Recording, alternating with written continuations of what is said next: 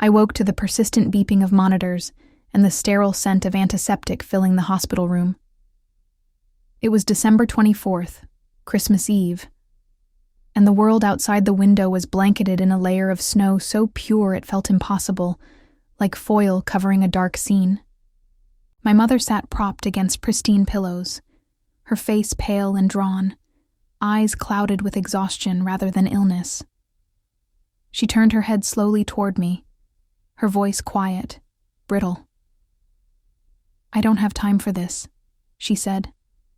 The words felt like cracked glass on my heart. Those words had carried her frustration, not at me, but at the weight of her illness, the relentless appointments, and the ever-looming presence of mortality. But to me, they felt personal.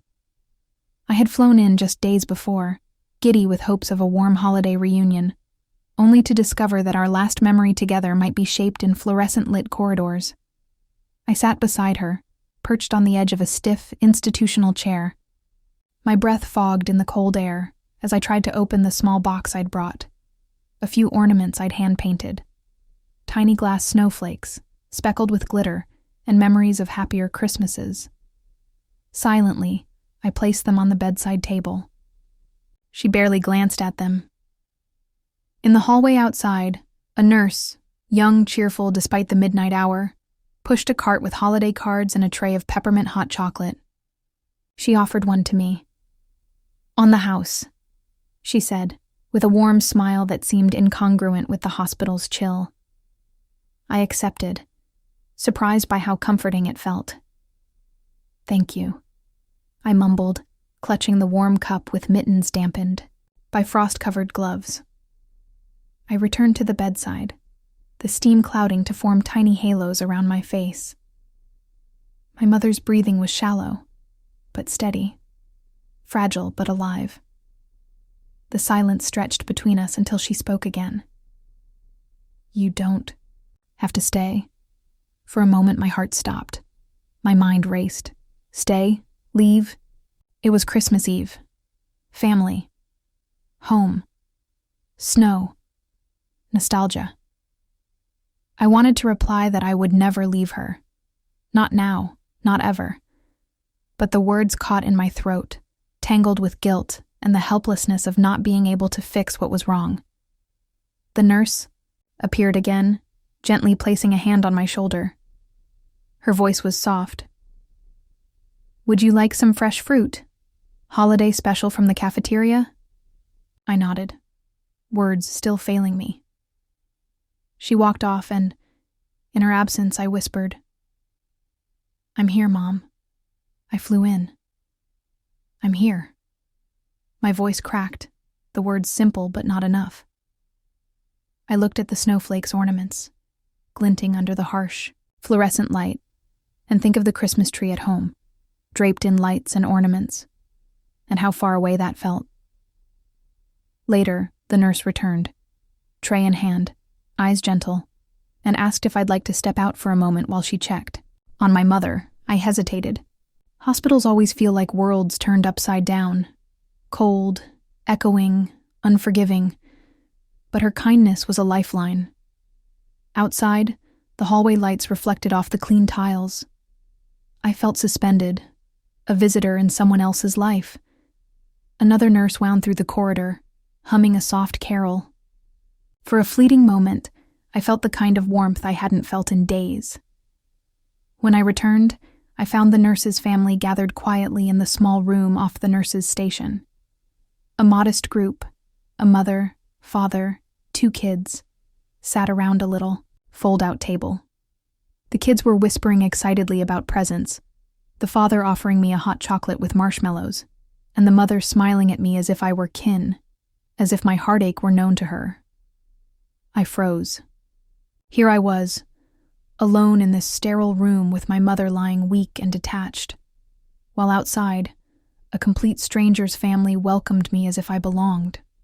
Their Christmas lights were simple string lights draped around a small faux tree in the corner, ornaments mismatched but full of love. The nurse caught my eye. Her voice was barely above a whisper. "I'm off in half an hour," she said, and gestured toward the family. "You're welcome to join in." I looked at them, looked at the nurse, and then I looked back at my mother's silent presence beyond the curtain. The choice felt impossible. But at that moment, something inside me whispered that maybe, just maybe, family isn't just blood and tradition.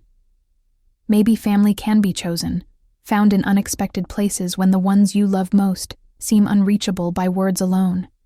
I didn't answer. I stood frozen. In that suspended moment, I didn't realize it yet, but everything had changed. My heart, split between grief and longing, shifted toward warmth. Christmas morning arrived like a whisper. No music, no scent of cinnamon or pine. Just the low hum of machines and the cold, mechanical light filtering through the hospital blinds. I sat on the windowsill of my mother's room, watching snowflakes fall like memories I couldn't catch. She hadn't spoken since the night before.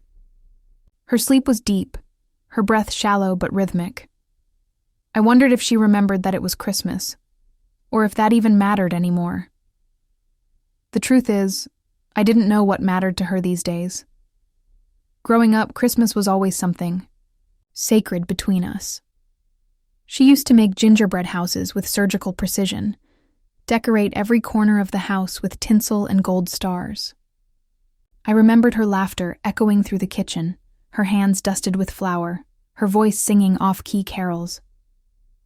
Now she lay still, her hands tucked beneath hospital blankets like relics of another time. I whispered, "Merry Christmas, Mom," and waited. Nothing.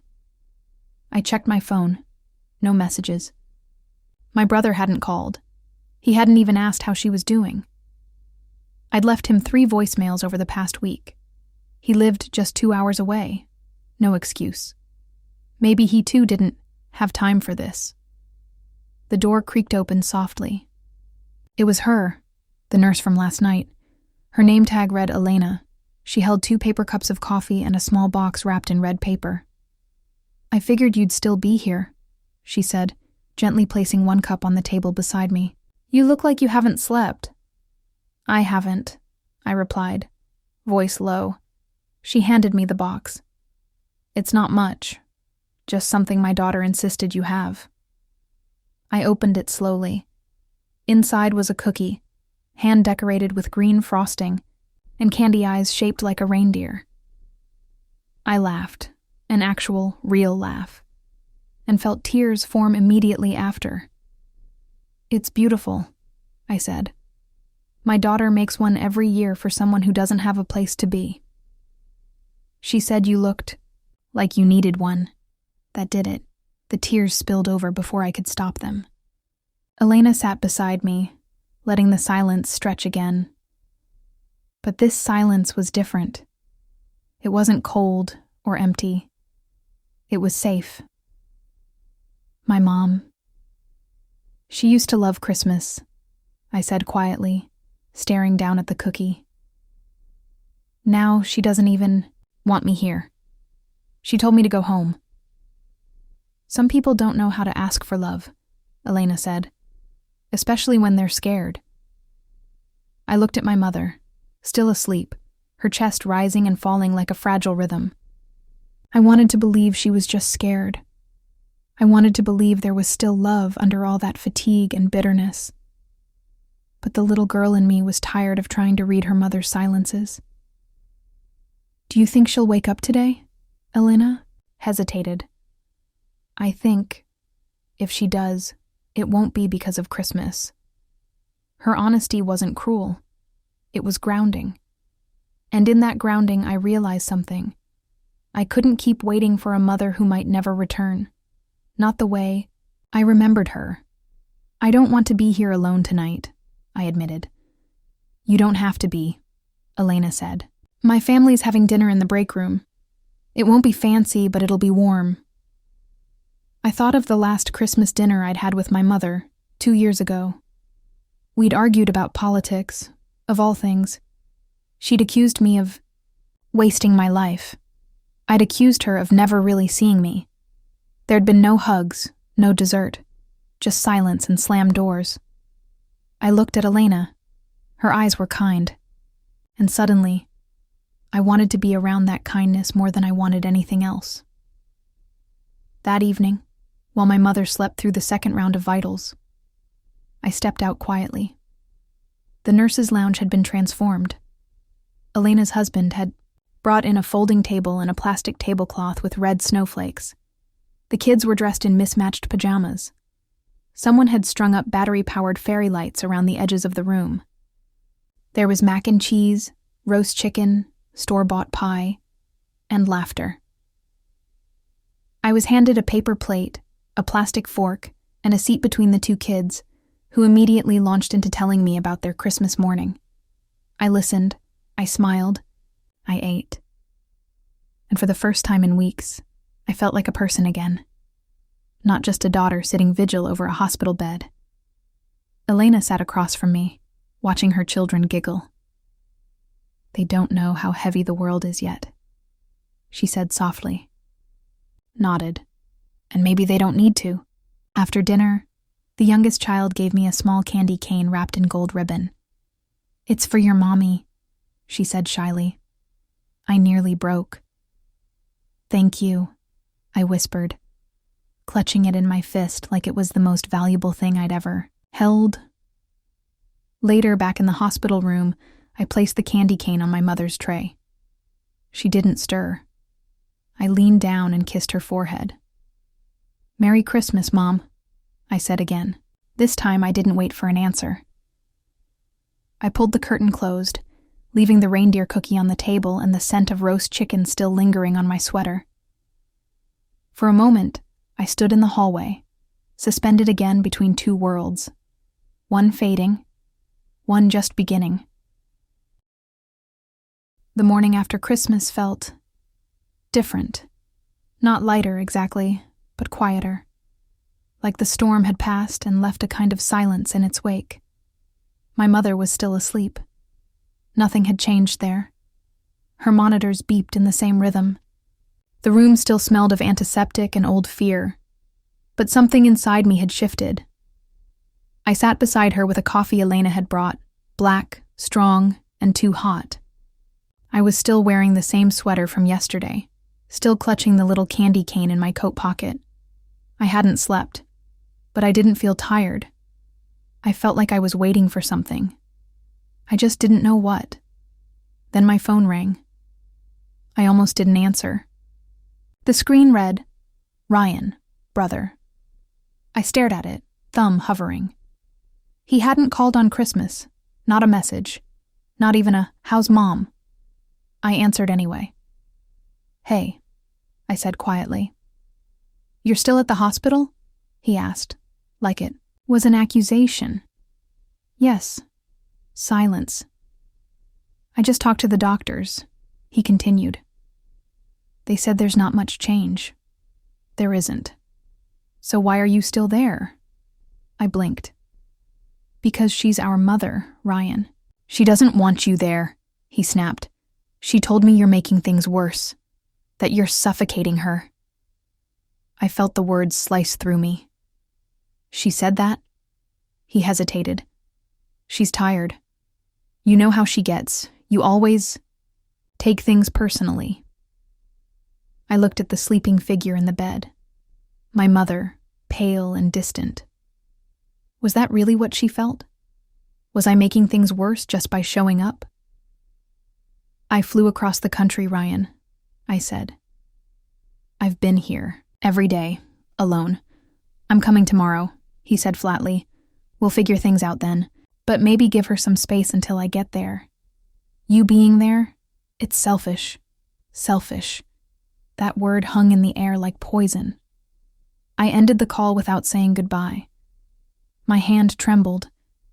I shoved the phone into my coat pocket and sat frozen, staring at the coffee as if it held answers. Minutes passed. Maybe an hour. Then the curtain rustled and Elena peeked in. She must have seen my face because she didn't speak right away. She just walked over and placed a small, wrapped napkin on my lap. "What's this?" I asked, my voice hoarse. Breakfast, she said.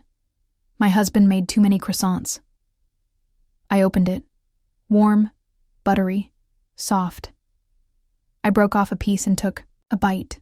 The tears came fast. She said I'm selfish, I whispered. Elena didn't ask who. She just pulled the chair beside me and sat down. People throw that word around a lot, she said gently, especially when they feel guilty about not showing up themselves. I looked at her, eyes burning. Do you think I'm selfish for staying? No, she said simply. I think you're grieving someone who's still alive. That's the hardest kind of grief. I let the words settle. I used to think showing up was enough, I said. Now I don't even know if that matters. It does, she replied, but not always in the way you expect. We sat in silence for a long time. The snow outside had stopped. The sky was that dull winter gray, like the color had been drained from the world. I'm going to step out for a bit, I said finally. Clear my head. Elena nodded. Come by the break room if you want. My daughter brought crafts. She's making thank you cards for the janitors. I almost smiled. Out in the hallway, I wandered aimlessly. The hospital was quieter than usual. The chaos of Christmas was over. People had returned to their routines, but I hadn't. I was still here, still stuck between obligation and heartbreak. Eventually, I found myself back in the break room. Elena's daughter, Mia, waved at me. Want to help? She slid over a pink marker and a blank card. You can write whatever you want. I stared at the card, and then, slowly, I wrote. Thank you for reminding me that kindness doesn't have to be earned, that sometimes it's just given, freely, without questions. Mia looked at my card and nodded solemnly. That's a good one, she said. I smiled. That evening, I returned to my mother's room. She was awake. Barely. Her eyes fluttered open, and for a second, just a second, I thought she might speak. I leaned in. She looked at me. Really looked. And then, quietly, she said, You didn't have to come. I nodded, the ache blooming fresh. I know, I whispered. But I did. She didn't respond, but for the first time, I didn't need her to. The next morning, I arrived early, clutching a fresh coffee and a paper snowflake Mia had made for me. The hospital halls felt colder, emptier, as if they too knew something was shifting. When I reached my mother's room, the curtain was partially drawn. A nurse I didn't recognize was inside, adjusting machines with practiced quiet. My mother's eyes were closed. Her breathing was shallower than before, almost imperceptible. Vitals have dropped, the nurse said softly. Doctor's been informed. I stood there, frozen. No coat, no gloves, no defense against the sudden sting of reality. I wanted to call Ryan, to shout into the phone that he should have been here, but I didn't. Because I knew. He wasn't coming on time. He never really did. I sat beside my mother, took her hand and whispered, I'm still here. Her fingers didn't move, but I kept holding them anyway. An hour passed, then 2. Elena came in during her break. She didn't say anything, just set down a thermos of tea and placed a hand on my shoulder. Do you want me to call anyone? She asked. I shook my head. There's no one left to call. More hours passed. At 2:43 p.m., my mother's monitor changed. A slow, drawn-out tone, and then silence. I didn't cry at first. I just sat there, numb. The kind of numb that doesn't feel like emptiness, but like everything collapsing inward, too heavy to hold. Elena came in again. She looked at the monitor, then at me. She didn't speak. She just pulled me into a hug, and I finally let go. The sobs came raw, primal. Not because I had lost her, but because I never really had her in the first place. Not fully. Not as the mother I once believed she could be. Later that night, after the paperwork and the calls and the silence of the hospital had swallowed me whole, I found myself standing outside. Snow had started to fall again, soft and slow. I didn't know where to go. My hotel room felt like a cave. The airport felt like surrender. So I did the only thing that made sense. I walked back into the hospital and down to the break room where the light was still on. Elena opened the door. Her face softened when she saw me. "You don't have to be alone," she said. Inside, her family had already begun preparing dinner. Mia was wearing a tinsel crown. The table was cluttered with mismatched dishes, the scent of roasted vegetables and something sweet lingering in the air. "I don't want to intrude," I said. "You're not," Elena replied. "You're family." That word broke me all over again, but in a different way. It filled something in me that had been hollow for years. I sat down beside Mia. She handed me a folded piece of paper. "We saved you a spot," she said. Inside was a place card, hand-drawn, with my name on it. "You belong here." We ate together. We laughed. We cried a little too, when I told them what had happened. And no one told me to move on. No one told me I was selfish for feeling too much. When dinner was over, Elena's husband pulled out a small speaker and started playing soft holiday music.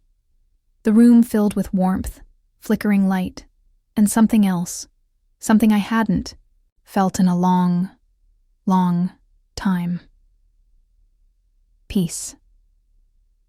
That night, I stayed in their guest room. They insisted. I didn't argue.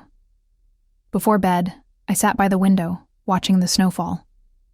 I thought about my mother, about the Christmases we'd shared, and the ones we never got to, about the pain of holding on to someone who never quite held you back. And then I thought about today, about kindness offered without question, about a little girl who saved me a seat, about a nurse who saw a stranger and called her family, whispered into the quiet, "Goodbye, Mom." She never said it to me, but that night, I finally said it for both of us.